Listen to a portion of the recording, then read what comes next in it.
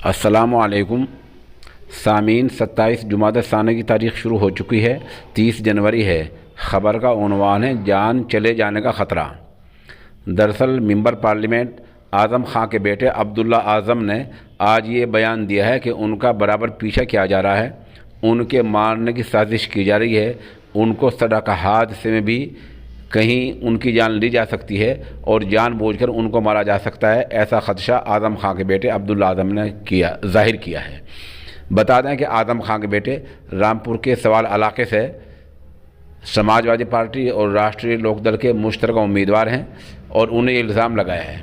उन्होंने election commission से मांग की है कि ऐसे अफसरान को यहाँ से बदला जाए, ख़ास तौर पर रामपुर के कमिश्नर को बदला जाए जो प्रोटोकॉल के ख़िलाफ़ चल रहे हैं। बीजेपी कुछ करती है तो उनके ख़िलाफ़ कोई मुकदमा नहीं होता है और हमारे ख़िलाफ़ ज़ाब्ता अखलाक की खिलाफ वर्जी का मुकदमा दर्ज होता है।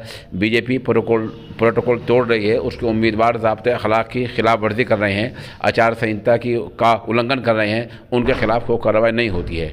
ऐसी मांग अब्दुल्ला आज़म ने की है।